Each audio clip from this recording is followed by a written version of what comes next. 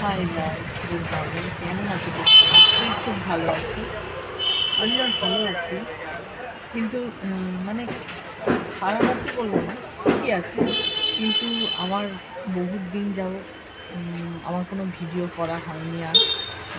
বড় ভিডিও আমি কোনো দিচ্ছি না মানে সত্যি কথা বলতে সময়ের খুব অভাব হয়ে গেছে।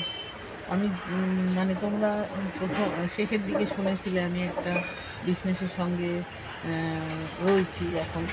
আমার মানে একটা দোকান, গার্মেন্টসের দোকান, মানে দোকানের একটা বুটিক টাইপের রয়েছে। সেই সঙ্গে জড়িয়ে গেছি বলে ওই জন্য আর সময় হয় না, সময় করে উঠতে পারি না।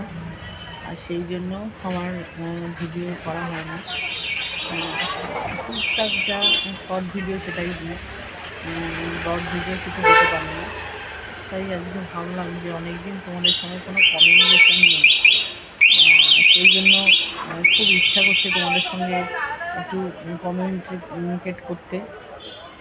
সেই জন্য আমি আবার চলে আসলাম। ভাবছি যে আমি আবার নতুন করে বড় ব্লগ করব, বড় ভিডিও বানাবো। সেই জন্য মাঝখানে আমি মানে ঘুরতেও গেছিলাম একটু বাইরে, কিন্তু যেহেতু বড় ভিডিও আর বানাই না, সেই জন্য আমি কোনো কিছু সেরকমভাবে তুলিও নি।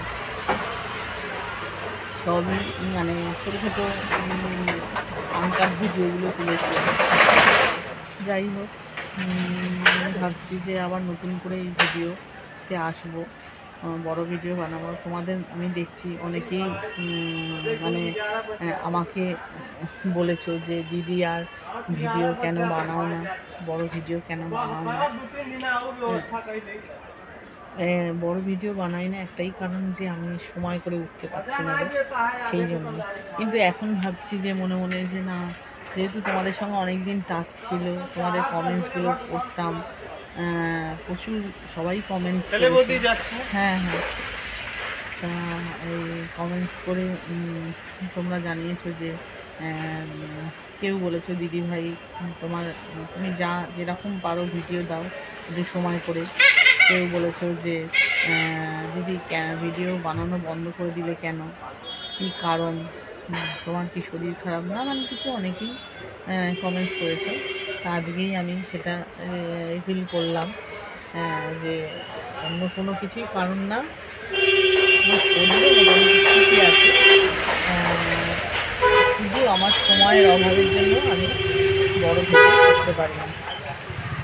ঠিক আছে, দেখি তোমরা যখন এত উদ্যোগ দিচ্ছ, এত করে বলছো সবাই কমেন্টসে, আমি একটু যদি সময় বার করে নিয়ে করতে পারি ভিডিও, তাহলে আস্তে আস্তে আবার আরম্ভ করবো।